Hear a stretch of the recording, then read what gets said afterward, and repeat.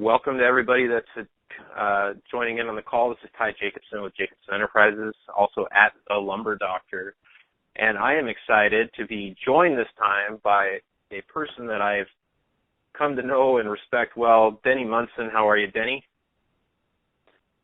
Good afternoon, Ty. How are you? I'm doing good. I'm excited. We've had a little bit of chance to talk ahead of time before the call and made the decision to go ahead and put this out there to get some other people on the call. We are speaking with the one and only Brian Kistler. He is the CEO of Freedom Energy. How are you today, Brian? I'm fine, Denny, or Ty and Denny. I really appreciate the opportunity of being able to share. Oh, absolutely. I appreciate you being on the call. And Maureen Cooper, we've also got her. She is the CEO of LaunchTV. Maureen, how are you? Oh, fine, thank you, and I'm glad to be here and appreciate everybody. Well, we appreciate you. So, again, for those of you who are just joining, FDMF conference call underway right now. Let's dive in.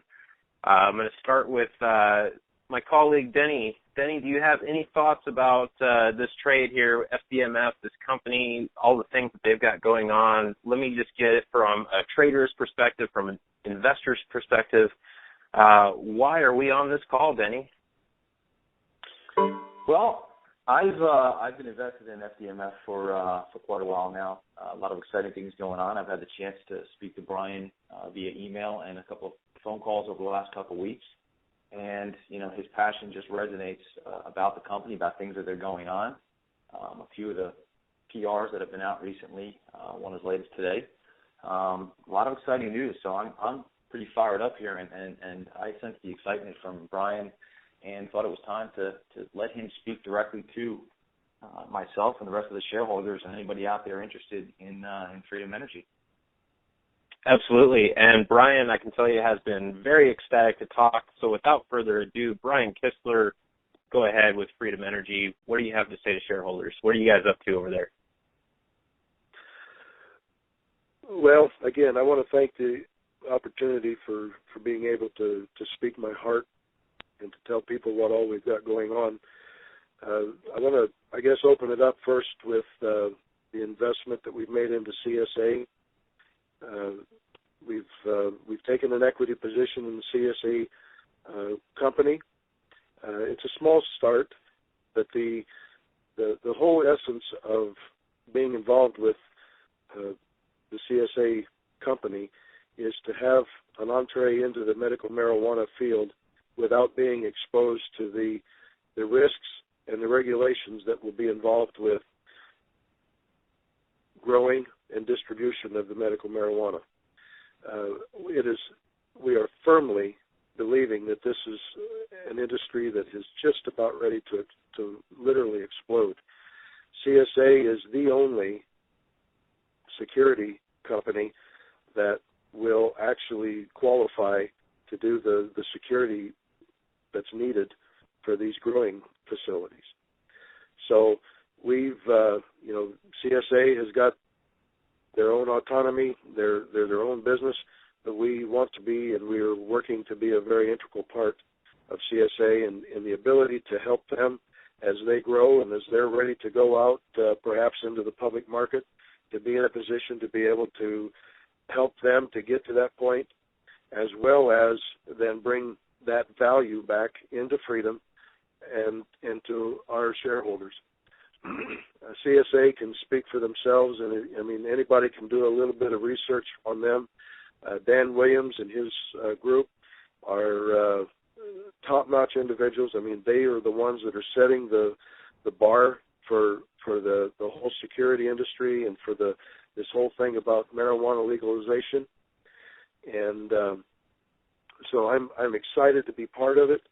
And we're looking and working to be more and more integral piece of that part of the industry as well.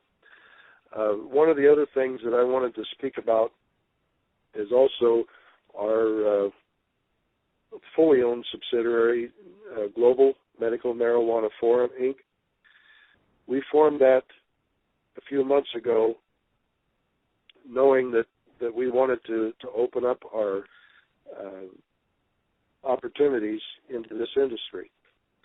Rob Panic, which is our Chief Technology Officer, and I've made him known to everybody. The gentleman has a resume of Microsoft certifications a mile long. It literally is just too much to post. I am extremely excited about what's going on there. We've created the Global Medical Marijuana Forum, which is a website that hopefully, and we fully intend to have it live on or before June 15th. Rob has been working at it for almost now 2 months, nonstop of getting it set up, and our goal for that site is to be the go-to site for anyone that has information or wants information about the medical marijuana industry. We'll provide up-to-date articles and news. We're going to be able to have blogs for people using the medical marijuana and how it's helped them, a forum for question and answers with other people using marijuana. We'll be able to be followed on Facebook, and we will be providing a weekly newsletter to the subscribers. Our membership will be free, and it literally will be what we want is to create the go-to place for anyone that has any questions, any concerns, anything to add in this medical marijuana industry. That's our phase one, and it'll be a growing process, but I was able to view just a little bit of it the other day of what they've been able to put together, and it's just really exciting about the professionalism and the quality of the technology that's being implemented there. So Brian, this website, you mentioned that the subscription would be free, so anybody that's looking for this information can kind of, Google, find your website, and get the information. Is there going to be some revenue generated from this, advertising or any other type of paid, type of relationship with other businesses that are looking to get information out on your site? Certainly, yes, and that's a very good question, and obviously that's, we want it to be a revenue center for the company. Our initial goal is to get membership and to get users, subscribers, and and here just a little bit, we're going to tie in some more how we anticipate and how we want to bring all of this in so that it all works together in the synergies between the different divisions of our company, how they all complement each other. But yes, I mean, we may, I know we'll have advertising revenue from it. We may open up some online opportunities for purchases of different products. Again, we're at the beginning stages, but we certainly do plan on making that a revenue-generating center. Excellent. Yeah, Excellent. I appreciate you answering that. This is Ty again. That was Denny that asked that question. You brought up an interesting point earlier with the comparison, and I think it's a great one because it helps people to wrap their heads around kind of how this works.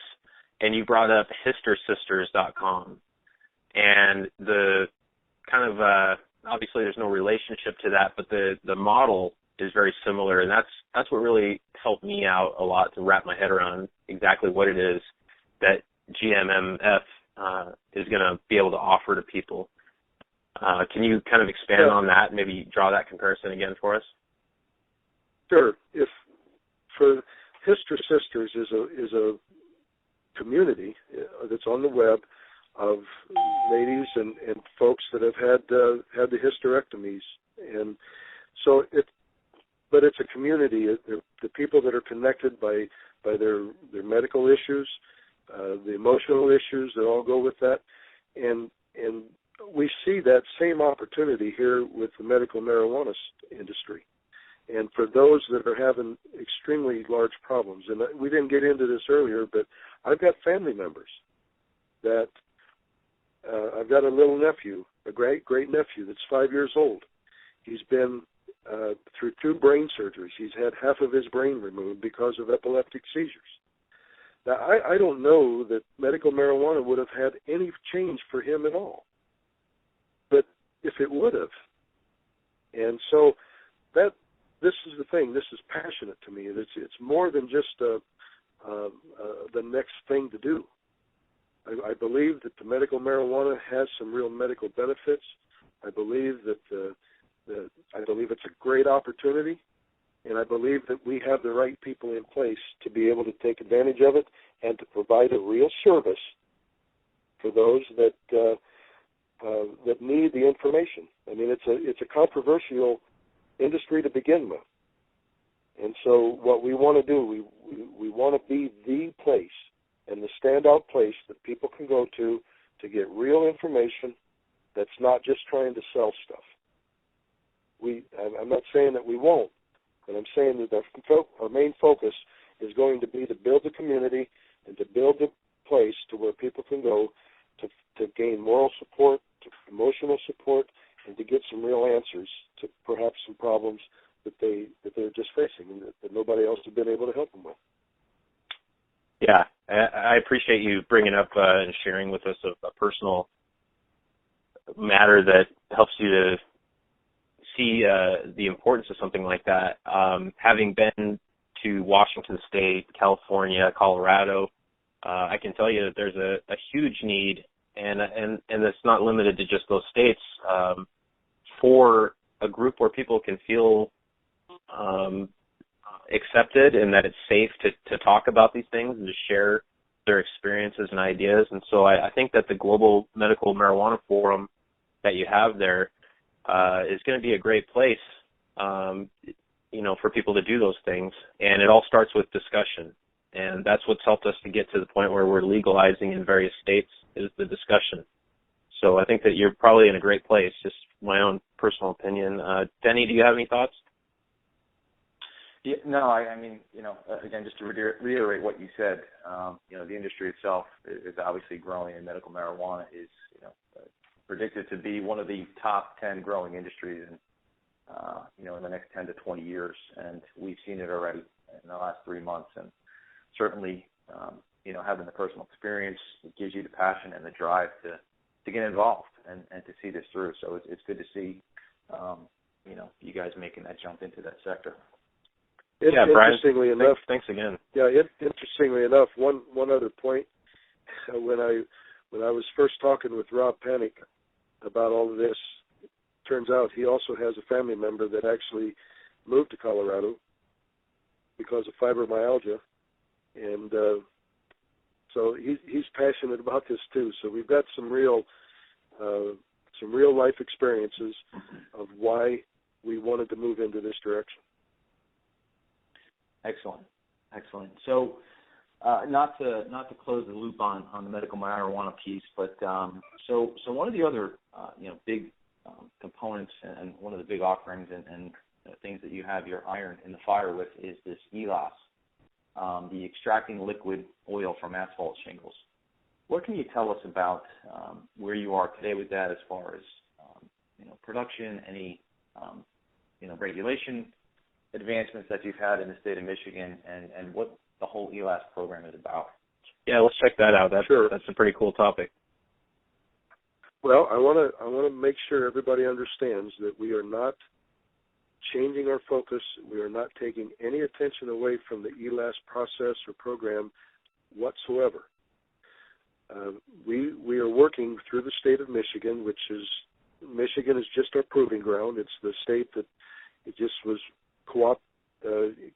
coincidental that the gentlemen and the people that are doing the actual on the ground operations and putting things together for me are in Michigan. They're using our technology, and they're putting together the mechanical process.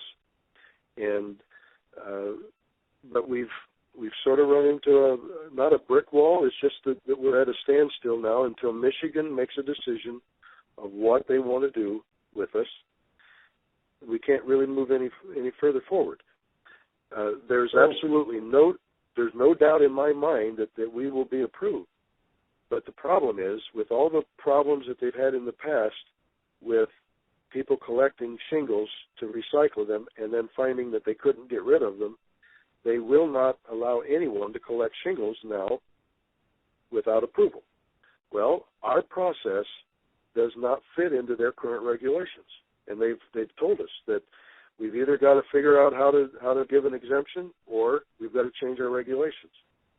And so we've asked them for the exemption, and I can promise everybody that we are pushing the state of Michigan, and they've been very cooperative. There's not a level of frustration there that they have not been responsive. It's just that it's government, it's bureaucracy, and we have pressed them just as hard as what we can press them to try to make a decision of how they want us to fit in to their regulations through any kind of exemption. So, but that I don't want anyone to feel that I'm being distracted from that, because it's a huge opportunity. We have the ability to do what we say that we're doing, and it's just a matter of time. And as soon as we get the green light from Michigan, then we're gonna crank that right back up, and we'll be right back at that again too. But for right now, we've taken it as far as we can take it until we get a little further permission from Michigan. And just to kind of take it one step backwards, for those that aren't familiar with the ELAS process, explain real quick exactly what the ELAS process is, what you guys are doing, kind of from a beginning to end, standpoint. What is the ELAS process for extracting the oil from the shingles? What are the revenues generated from that? What is your cost associated with it? And where do you see kind of a profit margin from that when you do finally get that approval and get that red tape cut and can go forward with that program? Okay. Well, I guess going to Shingles 101, there's over 11 million tons of shingles that are actually thrown away in the landfill every year. Of that, on average, is 20 to 25% of that is actual oil or liquid asphalt that is a hydrocarbon. So every year that's being thrown away. Owens Corning, which is a very large shingle manufacturer, they estimate that there's over $1 billion being thrown away every year. And so, consequently, there's been a lot of effort put forth to try to come up with a way of recycling the shingles and putting some use to it. The only way that is being used right now is where they're taking them and they're grinding them up and using them in a percentage. Hello?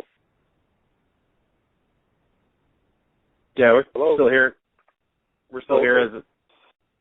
Denny, you still on? I'm still here. Okay. Were you trying to say something, Denny? No, perhaps somebody didn't have their line muted, but go ahead, Brian. Okay, I'm sorry. But anyways, we've been able to develop a route that is different than grinding them up. We're able to take them and through a heat and chemical process, be able to separate the aggregate materials. We can extract the liquid asphalt away from the solids and to where the solids are clean, and they can be thrown away in the landfill, or we may even be able to recycle those once we get to the point of being able to get a large enough amount to work with. You had asked about our cost structure. Excuse me. In every ton of shingles, there's about 50 to 55 gallons of liquid asphalt.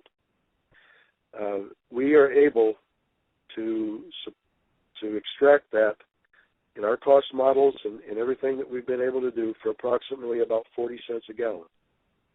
We've also been able to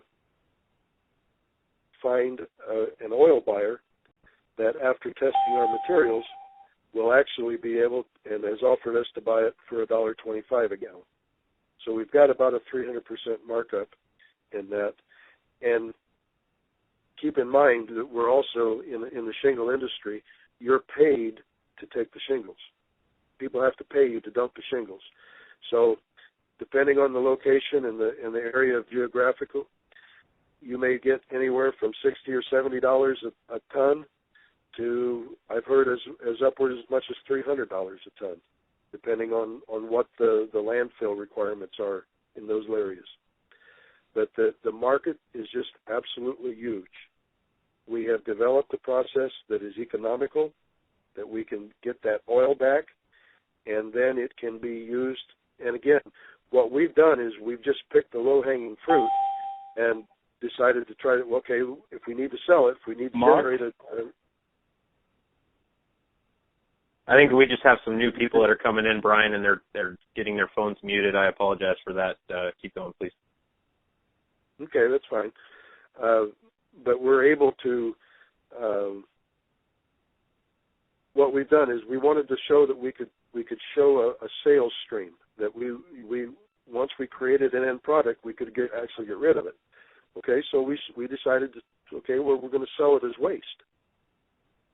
And the waste oil buyer that we've got normally pays 40 to maybe 45 cents a gallon for their waste oil that they purchase from like their Jiffy Lubes or Quick Lubes or that type of outlet.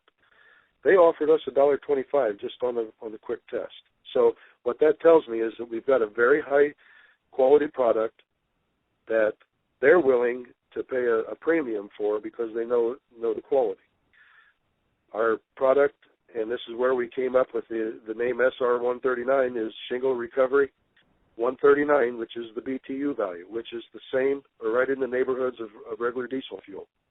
So we've got a very good product that we believe can, and as we get closer to the end users, we'll be able to sell that at a much higher rate other than $1.25 a gallon as we get closer to the end user. So the margins are there, the product is there, and certainly the need for the technology to stop this stuff from going to the landfills is there, and the desire of these governmental agencies to stop this environmental stuff is going to also be a huge factor once we get a little further down the road.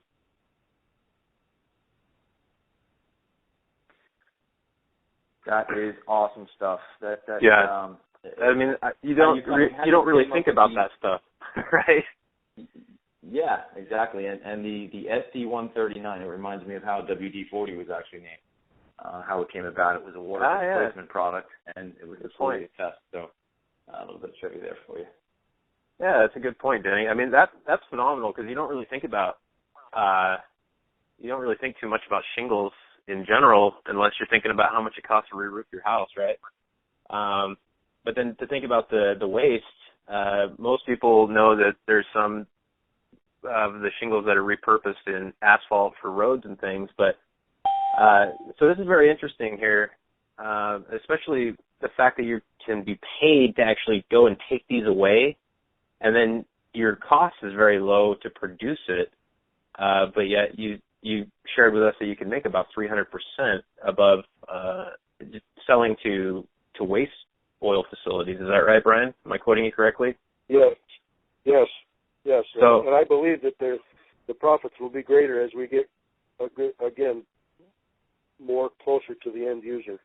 Right, because that's just the waste oil facilities that are paying you that. So, yeah, that's huge for me. And when I think about where shingles are currently at, if anybody's ever went and paid their $10 or $15 at their local dump to get rid of stuff, you know that there's segments, there's different areas where this can go and that can go and that can go. And all petroleum type items or shingles and things have to go in their own specific area. So I'm just curious, Brian, is that something that you could do and go to respective landfills and say, we want to take your shingles and actually get potentially, free product or even have them ship it to you? Well, in the past, really shipping the shingles have been really an expensive proposition, just simply because the margins of grinding them up just didn't. They're not in that process. It's not large enough to really, warrant wanting to ship them. So what you find is the different recyclers, they'll set up small collection centers, and typically it hasn't been what I've been able to determine, it's not been with the blessing of the landfill owners because they want their tipping fees too. And so it does create a little bit of a concentration as far as, competition. But frankly, I believe that also, that's going to also be a huge door opened up for perhaps a large landfill operator to want to buy us out maybe someday. One thing that comes to my mind is, obviously in this day of recycling and going green is a possibility for, government subsidy, right? Government paying you or funding the process for you to recycle these shingles. Well, in and the that's interest of going green, right? Absolutely, and I believe that those doors will open when we have that first facility operating, and they can actually see, okay, this is the way it's being done, and it's not just in a prototype stage, and it's not. I believe that's when those doors will be opened. Well, I think that it's all really exciting, and it's so exciting that we spent a little bit more time talking about the ELAS project than we probably intended to. But safe to say that you guys are working with Michigan DEQ there, and it's, you guys are ready, it sounds like, and Michigan is just your proving ground, correct? That's absolutely right. And just as soon as we get one state to give us, and that's the other thing, that the work that we've done in Michigan is not going to be wasted in other states. We won't have to redo everything all over again. This is just the place that the ice is going to get broke. Okay. Well, I appreciate you taking the time to talk about those things. We've covered the CSA. We've covered the Global Medical Marijuana Forum site. That's based out of Florida. Is that correct? Yes, it's a Florida corporation, but it's based out of Indiana. That's where it's part of us. Okay. Just wanted to get that out of the way. And then now I want to go ahead and have you talk a little bit about your new acquirement of LaunchTV Network. What do you have to say about that, Brian? Well, first of all, I'm very pleased that Maureen Cooper, CEO of LaunchTV, is also here on the call with us, and I'm going to turn this over to her just a little bit. But LaunchTV was presented to me as an opportunity, and as we approached LaunchTV, we wanted them to consider being, or to be able to put together a forum, as well as with us, with the Global Medical Marijuana Forum, for them to be able to have the only and first channel dedicated to the medical marijuana industry. And with Maureen and her partners, as they listened to my pitch and what I felt that we could bring to them, they were considering going public through a reverse merger. They've had all sorts of different options and offers, and they recognize the opportunity of being able to use the capital markets to raise funding. And I saw an opportunity here of being able to tie this all together and actually having an advertising platform for all of our projects. And again, I want to make sure everybody understands I'm not taking my eye off of any ball, but this is an opportunity that I had presented to me, and in working with Maureen and her partners, we were able to put together a deal to where we can bring the capital that they need to their table immediately, not in a manner of that's going to hurt our company. They're not gaining any liquidity out of this. That's not the goal. But we were able to be able to bring capital to their needs and to give them a structure so that basically I could help them not make the same mistakes that I've made over the last 8 years and in the public markets. Well, just to clarify, Brian, just to clarify so that it's not misunderstood, it's not to say that you've made dramatic mistakes, right? It's just to say that you've got 8 years of experience that you can lend to this lend to LaunchTV. Yes. When I left my job with Raymond James, I thought I knew all about the capital markets, and I'm telling you, I learned very quickly that I didn't know anything. So this is your point is that it's not necessarily mistakes. It's just I now have 8 years of experience, and I can help them not have to go through that learning curve. And so with that, I'd like to turn it over to Maureen. I mean, I'd like to let her tell you about LaunchTV, all the things that they've got going, the contracts that they've already got for advertising contracts, and because it's an exciting addition to Freedom, and I am really thrilled to be able to introduce Maureen Cooper. Well, thank you, Brian. And we had such a great and comfortable synergy feeling when we spoke with you. And you're right, we had a lot of things on the table, and we just felt this diversified and connection we could make together was perfect. You know, LaunchTV is kind of like, you know, all the ABCs of affiliate TV stations. We have 21 stations in the U.S. markets, which one, I know there's one in Colorado. Actually, there's 2 in Michigan. And we do have major markets, Philadelphia, Los Angeles, Houston. Then we definitely have the ad commitments, and we are backed by TVI agency out of New Jersey. They've been around for tons of years. They're very reputable, and you know, we've got a guarantee for, you know, $500,000 for every 52 weeks for a fail-safe there.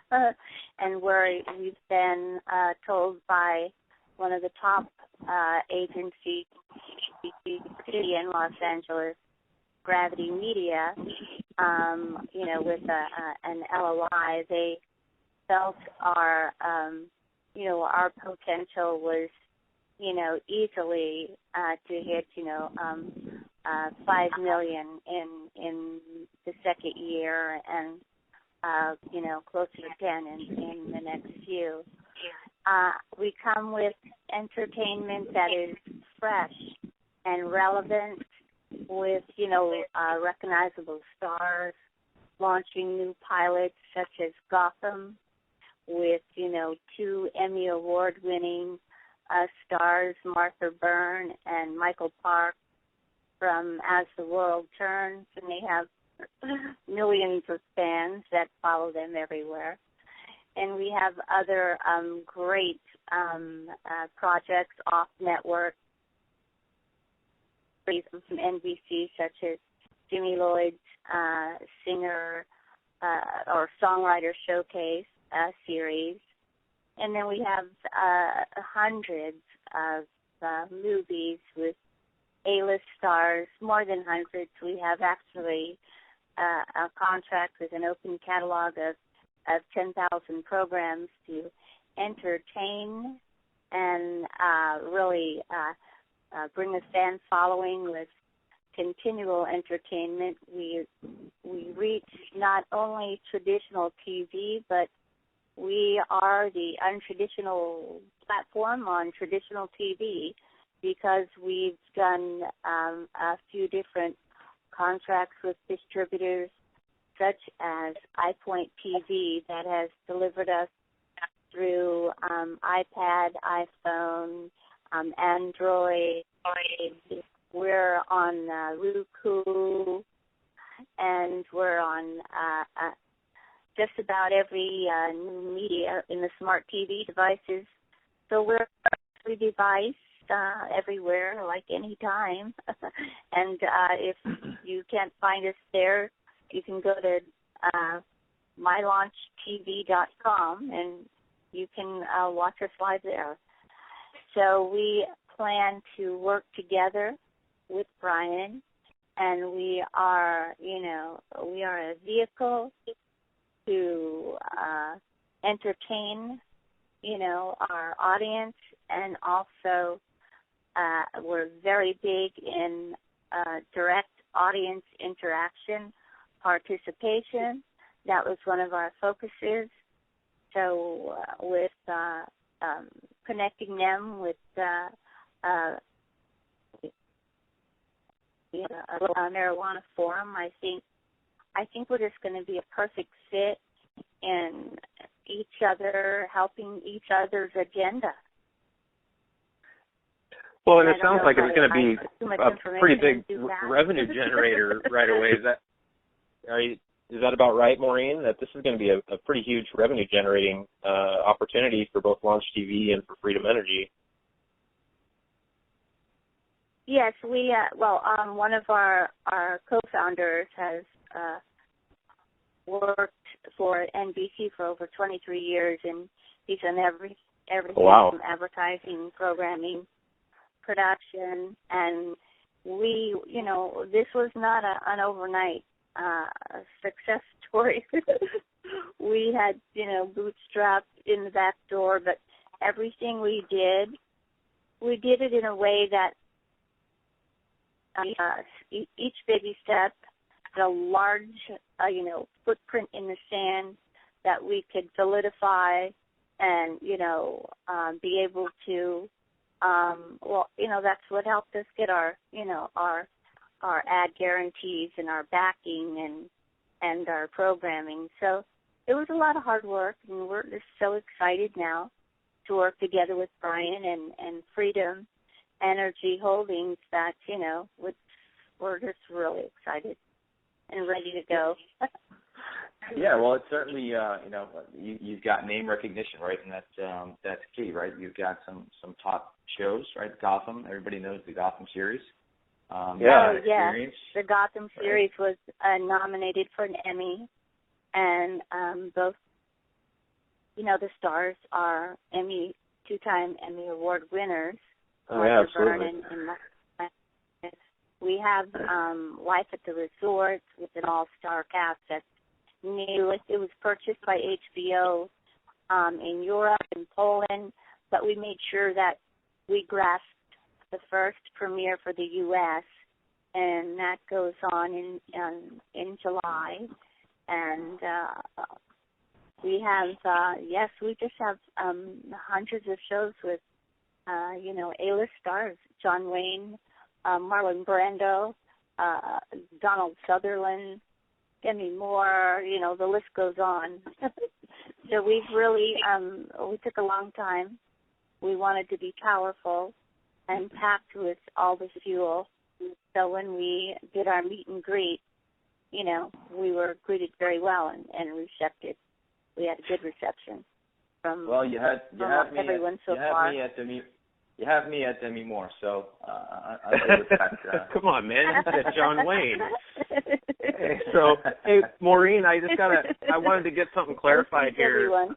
You guys have everybody going on for you there. It sounds like you've got a really good foundation, but I'm getting questions here live. Also, we've got people that are listening in live, and we appreciate you guys, but I've got some questions on Twitter.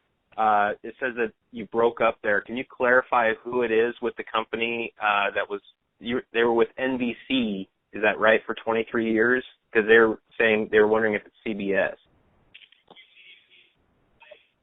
No, our president in LaunchTV network company was actually he's a silent partner right now. But yes, their question is, was it CBS or NBC? Oh, I'm sorry, NBC. NBC. Okay, guys. So we can clarify that because I'm getting live questions that are coming in. They said that you broke up because of static and they didn't understand if it was CBS or NBC. So, okay. So that sounds really exciting. I mean, Danny, what are your thoughts immediately on this? Yeah, I mean, from besides the obvious, the television shows, the mainstream entertainment, I'm seeing this as kind of a conduit, right? I'm kind of connecting the dots between the GMMF, right, the medical marijuana forum, the cannabis, the CSA, partnership there, and having the ability to use LaunchTV as kind of the medium for those non-mainstream marijuana-based programming information, right? The companies that are looking to become the CNN of the medical marijuana industry can now have a platform and a partner to deliver that, and it's in place. So that seems huge to me. Yeah, I mean, it seems like it's a great way to get the word out about what you're trying to do, because you leverage the ability to get in front of people, where they're already at, and to be just that vehicle to do it. So, Ty, could I add in something here? I don't know that Freedom Energy has ever been mentioned in the Wall Street Journal before. It was the other day because of the Gotham series announcements. Yeah. So well, that's a pretty cool feeling, because I'm not going to try to distract here, but my business was in the Wall Street Journal here within the last few days, and it sounds like yours was as well. So that makes you feel pretty neat. Well, I guess the point is that I would like to make is that we are going to get on the map. This is real, and we have real people, real experts and professionals, and I'm just really pleased to be able to say that this isn't the Brian Kistler Show anymore. Right. No, it doesn't sound like it's that way at all. And can you tell me anything about the relationship with UTRM? I don't think that we've talked anything about that. I'll let Maureen go with that, but UTRM, about the same time that we were putting our deal together, became a client, basically, of LaunchTV. So, Maureen, maybe you can explain that a little bit further. Sure. What we also do, we have created this model, which, we can't let all the secrets out, but it's a fantastic model in network origination. So people with content and, like United Treatment, they wanted the Pop TV network channel. We're able to do set up a channel in approximately 2 weeks, less than 30 days, and that would reach about 8 million people on new media platforms, right away. And so they came to us as a client for this type of network origination channel. So that will be, a channel that will be delivering. Okay. Yeah, that was a good question, Ty.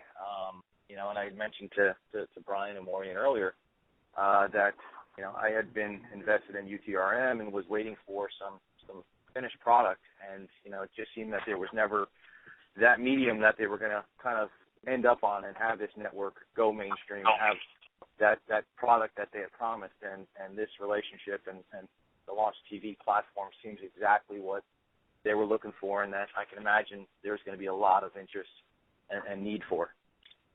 Yeah, and I mean, the biggest takeaway that I have here when I listen to all this is that everything's really connected together, and then you've also got another diverse type of industry with the oil extraction, but what everybody seems to be looking for in this sector right now is revenues, and that's what I'm hearing, is that this is currently revenue generating, and can be expanded, dramatically in a very short period of time. And so there's no gripe, right? What's not to like about it to me? Because that's the final nail in the coffin that people are looking for is, well, where's the revenues? And from what I'm hearing, there are revenues here. Am I right about that? Yeah, yes. Definitely. The answer to that question is yes. Yeah, okay.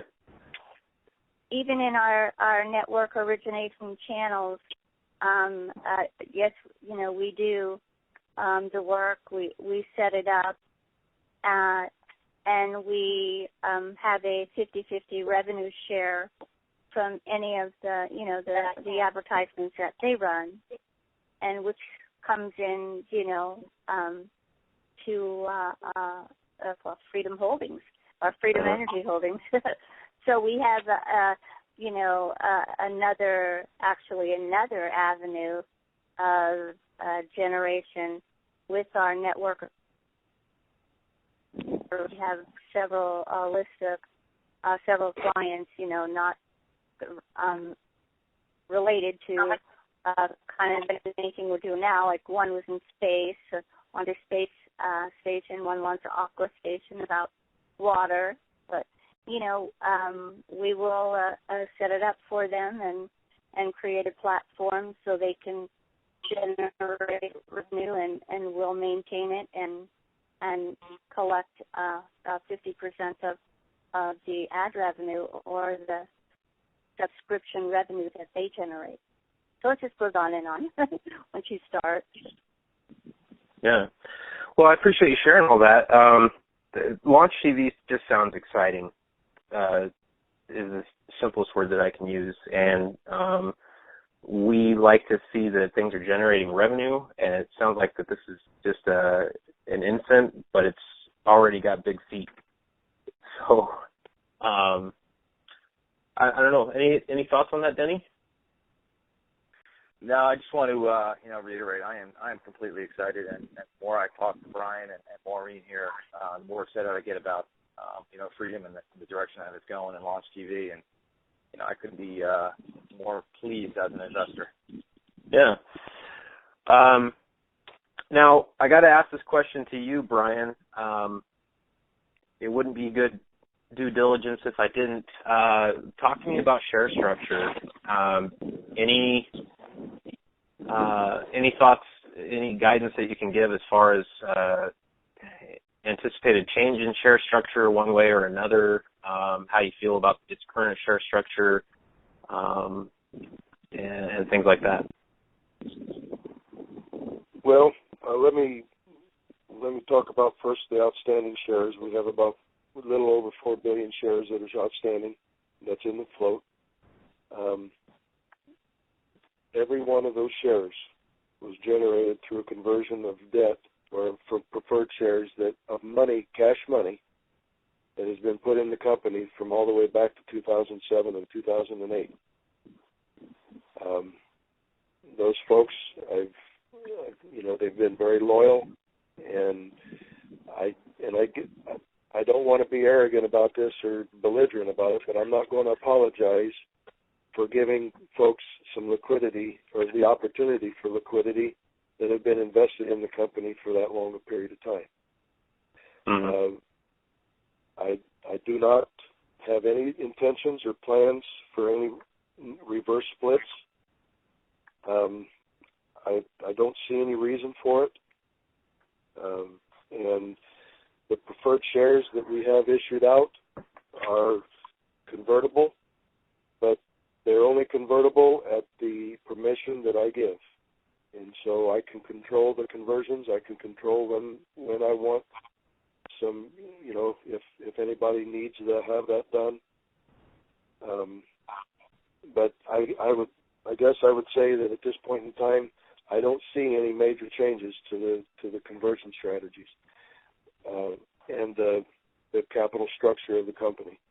And I might add that the acquisition that we made with LaunchTV was with the preferred shares.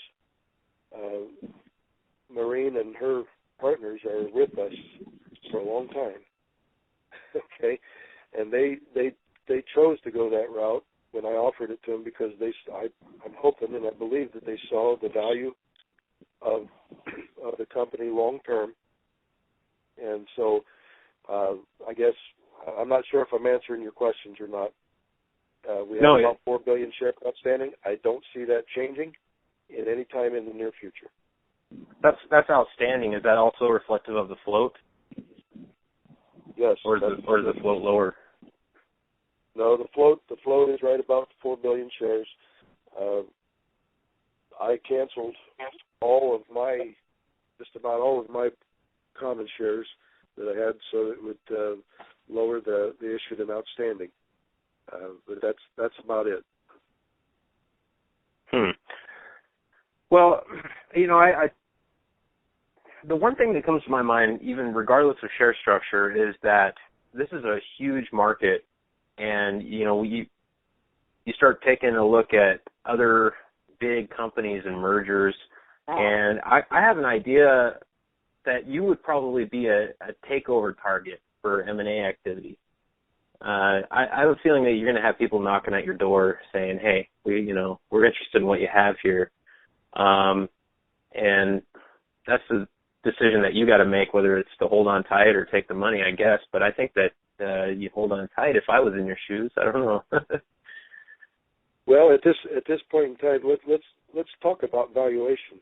Even at 4 billion shares, at the current valuation, that puts us at about less than $2 million. I'm telling you, you couldn't buy our company for 10 times that right now. I would not sell, and the reason being is because I know all that we have going. And so when I look at, and I can't predict where the stock price is going to go. I can't control it. I don't control it. But I believe that we are very undervalued right now. Well, the consensus, I believe, and Denny, you and I can, chat this out, I guess, but the multiplier for this sector seems to be right at about 35, in my opinion. What's your thoughts on that as far as stocks that are in this space for a fair multiplier?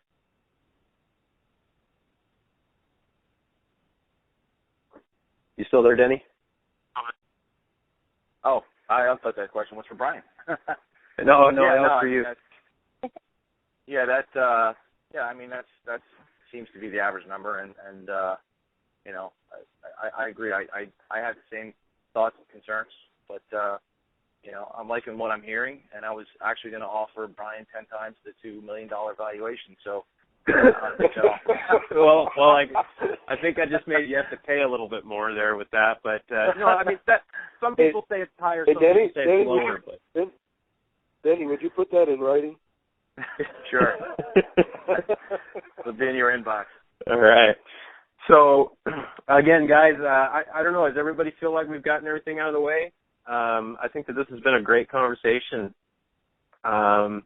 Again, you guys have been joining me here. This is Jacobson Enterprises. You can follow me at The Lumber Doctor.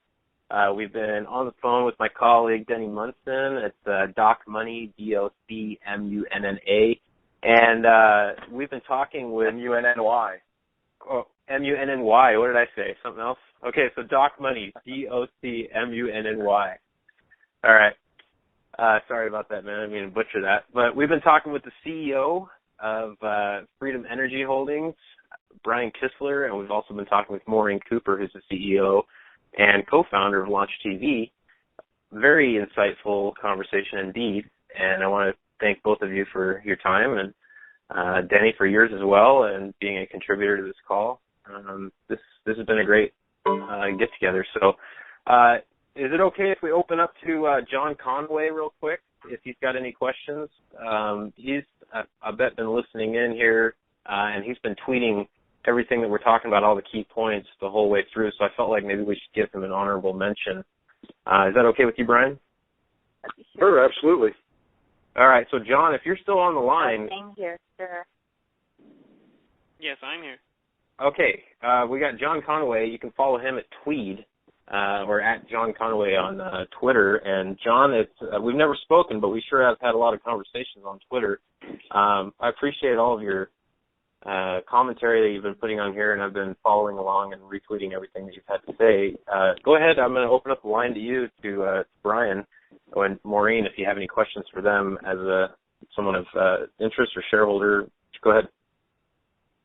I actually think you guys covered everything pretty well. And I'm not sure if I missed it, but the one question I would have is, do you have a projected timeline for when Michigan will get that ELOS project moving? Well, the answer to the question, long and short, is no. But literally, John, we could have it tomorrow. Mm-hmm. It could be another 3 months. I mean, they've acknowledged that they've got our request. They've acknowledged that they have everything that they need, and so we just, again, I wouldn't be shocked to see an approval tomorrow. I also wouldn't be shocked to see it take another 3 months. I just don't know. Okay, that makes sense. Thank you for answering my question. Yeah, and thank you, John. Man, I appreciate you doing all the hard work that you are here. So, again, guys, thank you so much for tuning in here. That's going to be it. You've been listening to the conversation with FDMF, is a ticker symbol, Freedom Energy Holdings, and CEO Brian Kistler, and also CEO Maureen Cooper with Jacobson Enterprises at the Lumber Doctor. We appreciate it, and we're going to end it here. This will also be uploaded to YouTube, so you guys can listen to it at your leisure. And thanks again for taking the time to take the call, everybody. And thank you, Brian and Denny. Very productive conversation. Thank you, guys. Thank you, Ty. Thank you, Ty, and thank you, Denny, and thank you, everybody, for all the confidence and support that you've given us. All right. Well, we'll go ahead and end it there. You guys all have a great evening. You too. Good night, everybody. Thank you, everybody. I'm just grateful to be part of it. All righty, thank you. Thank you, Maureen. We appreciate you. Bye-bye.